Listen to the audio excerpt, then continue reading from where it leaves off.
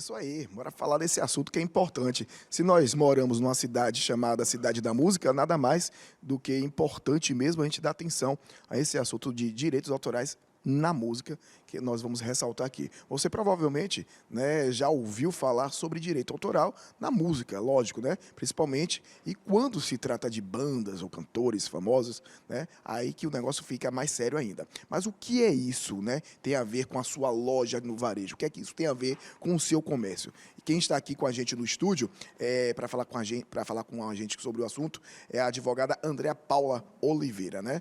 Ô, Andréa, muito obrigado, né, pela sua participação aqui já agradeço. Agradeço. E já quero começar, né, a gente batendo um papo aqui. Suponhamos que eu tenha aí um negócio, né, num bairro, né, um bairro de Cajazeiras, por exemplo, que é um bairro extremamente popular, e coloque um som com música de determinada banda. Eu tenho que pagar direito autoral sobre isso? Aquela música ambiente, aquela música para atrair, né, o comprador, para fazer aquela algazarra gostosa?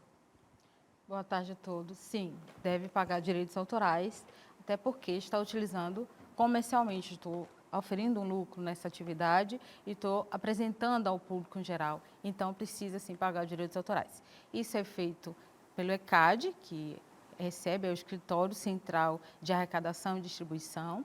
Então, esse comerciante precisa se atentar a isso, www.ecad.org.br, e se cadastrar lá, tem uma calculadora que estabelece de acordo com o estabelecimento comercial, qual será a taxa, o que é que deve pagar. Então, procura o ECAD e se apropria dessa informação, porque é devido, sim, direitos autorais. Agora, por exemplo, só por uma questão realmente de curiosidade, que que você de casa deve estar se perguntando também. Caso aí o lojista ele não pague, né, esse direito autoral, ele coloque lá por uma questão de falta de informação mesmo, ele nem sabe que ele tem que pagar aí esse direito autoral, que ele tem que pagar ao ECAD. Como é essa fiscalização?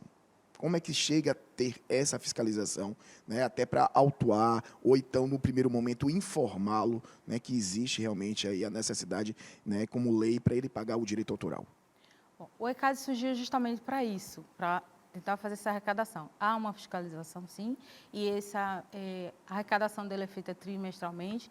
Então, todas as veiculações de músicas aqui na Bahia, né, muito fértil, é feita também essa fiscalização para coibir essa utilização comercial indevida dos direitos autorais dos nossos queridos autores. O que o direito autoral é isso, é cuidar dessa relação entre a autoria da obra e a sua utilização. É o próprio ECAD que faz essa fiscalização. Sim, também em conjunto. E também a sociedade, né? Você vê que está veiculando uma música em tal lugar, né? Pode também denunciar. Ah, existe também a questão da denúncia. Mas vamos bora falar, né, de pessoas normais como a gente, que nós fazemos vários vídeos, gravamos, colocamos trilha sonora, isso vai para YouTube, isso vai para rede social. Como é que a gente tem que proceder em relação a isso? O mero cidadão, o cidadão comum, né, que tem as suas redes sociais. E, às vezes, as redes sociais são monetizadas, né, de muitos influencers, principalmente. Há obrigatoriedade de pagar o direito autoral nesses momentos também? Bom, aí a gente tem que ver o caso concreto, né? Porque depende da vinculação. Se for uma música integral, sim, você deve utilizar o pagamento dos direitos autorais, porque está utilizando a obra integral. Se for trechos, né? Você quer ali apresentar algum um tema, alguma coisa, obra científica, cultural, até comentários, não precisa. A gente tem na lei que diz limitações, quando é possível utilizar de uma obra e não precisa pagar direitos autorais. Mas se é uma música inteira, você precisa se atentar a isso, é devido aos direitos autorais, sim.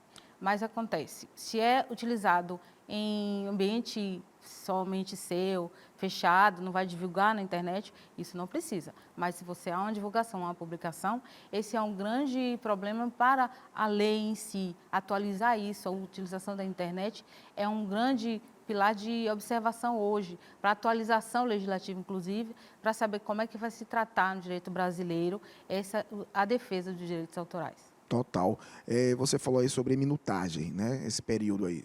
Se não for uma obra completa, se for aí uma minutagem, a questão de segundos. Mas existe aí, né?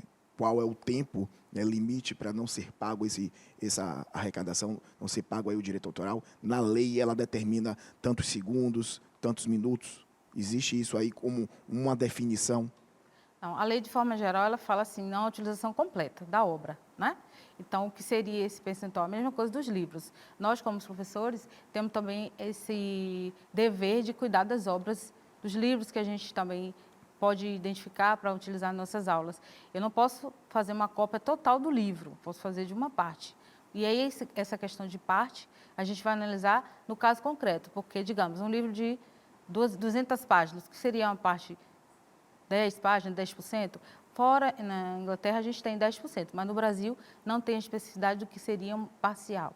Então, da mesma forma, a música. Eu não vou utilizar a música completa, mas uma estrofe, o refrão, né? E aí, dependendo da situação, a gente não pagaria direitos autorais.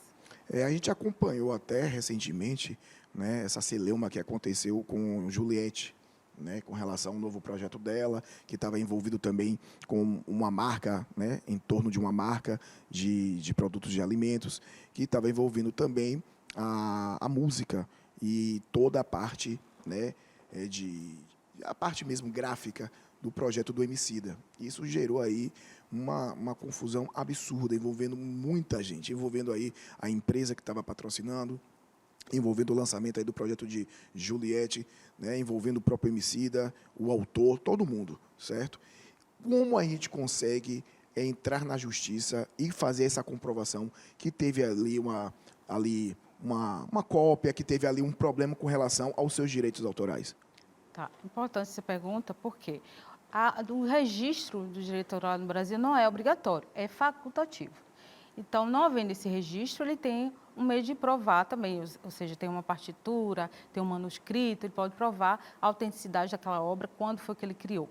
E aí, o que é que acontece? A gente tem na legislação os direitos autorais e da propriedade industrial. A gente fala marca, patente, aí é uma outra legislação, 9.609, e a 9.610 de 98, que cuida de direitos autorais. E aí são dois problemas aqui, estruturais. Uma de utilização de um plágio, Sim. possivelmente, e o que seria esse plágio? É você se apropriar de uma obra de outra pessoa e dizer que é sua, simplesmente colocar o nome ali, é meu. E aí o autor, sabendo que a obra é dele, vai se pronunciar e procurar o judiciário, eu sugiro que procure um advogado para se apropriar dessa legislação e entrar com uma ação cabível, que aí vai ter restituição da obra, retirada, indenização.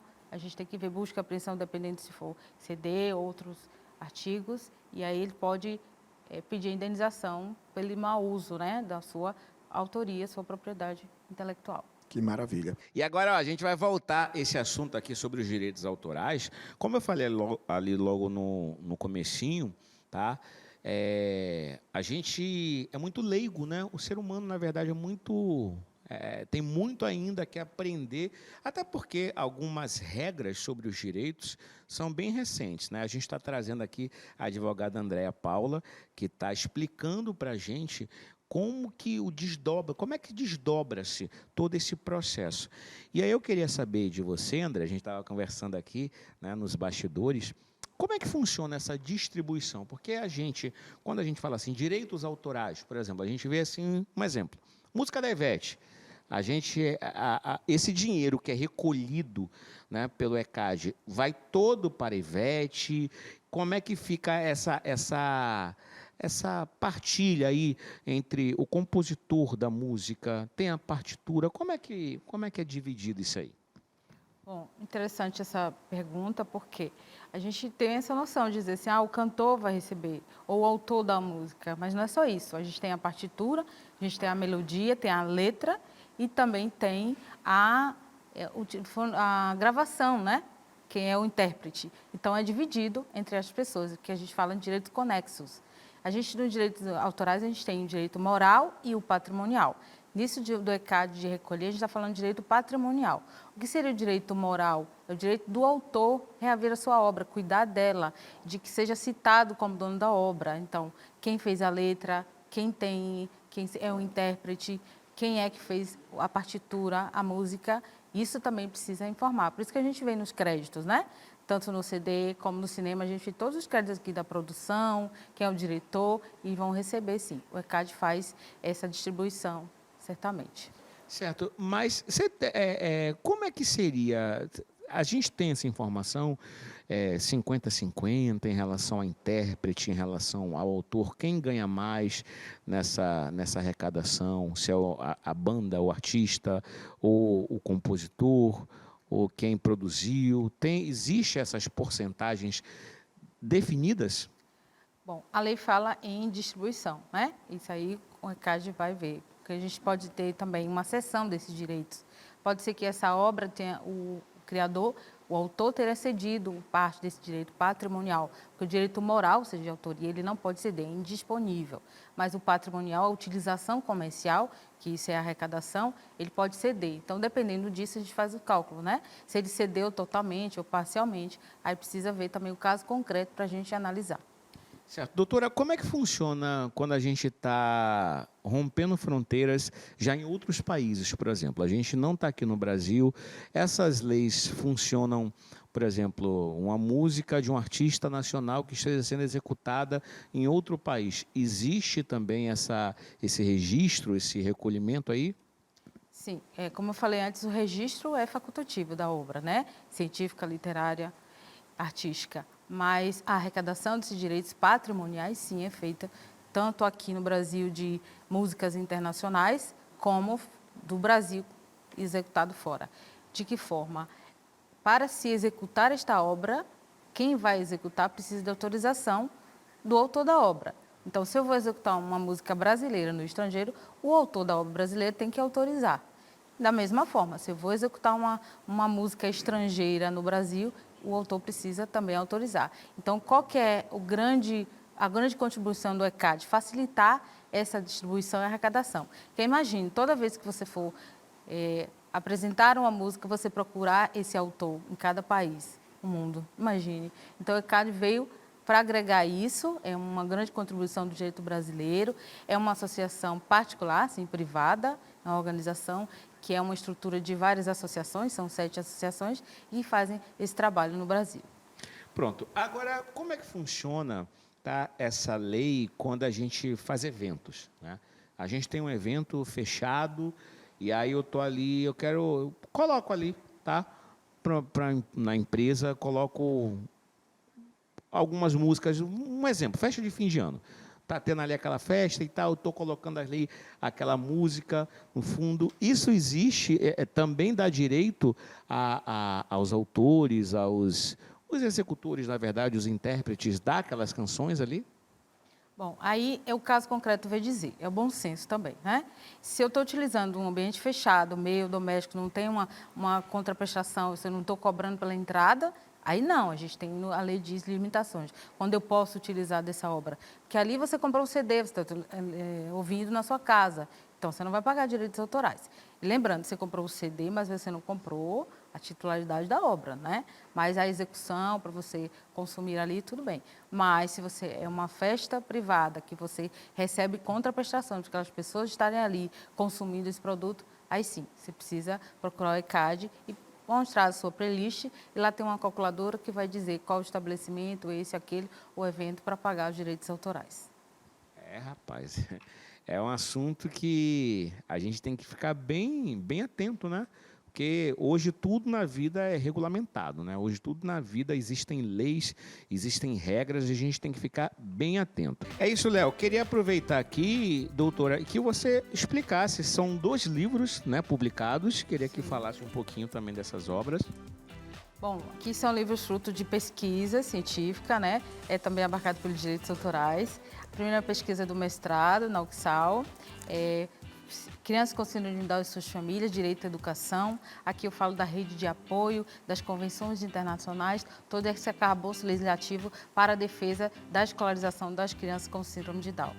Bacana. E esse daqui? E, posteriormente, aqui no meu doutorado, no programa de pós-graduação da UFBA, eu defendo que a minha tese, que é um subsistema de normas, que eu determino aqui, direito do trabalho da pessoa com deficiência intelectual, para que a pessoa com deficiência intelectual seja inserida no mercado de trabalho. Não só para a constituição da lei de cotas, é muito mais que isso. É uma mudança mesmo da sociedade para incluir as pessoas com deficiência intelectual pelo avanço do direito, ou seja, o direito é um instrumento de mudança social. E aqui eu comprovo isso. Bacana. Doutora, só mais uma perguntinha para a gente encerrar. A pessoa que quer requerer, na verdade, os direitos, né, autorais, a que instituição recorre? Qual o passo que tem que ser tomado? Como o registro é facultativo, né, então basta a obra ser criada que ela já está garantida pelo direito. A gente tem convenções internacionais que garantem isso. E a nossa legislação, 9.610, que trata dos direitos autorais. E a 9.609, de direito de propriedade industrial. E recorrer ao judiciário, sim, se há uma lesão, porque também é crime, o artigo 184 do Código Penal, é crime, a violação de direitos autorais, e aí a gente pode uma queixa-crime, ou dependendo se há intervenção de ato público, pode ser atividade pública, pode ser com o Ministério Público, ação pública. Então, ao judiciário, sim, sempre que houver uma lesão contra os direitos autorais. Bacana, eu queria que deixasse sua rede social, doutora. Minha rede social, no Instagram, andreapaula.reis. Estou lá para qualquer dúvida, esclarecimentos. Muito obrigada.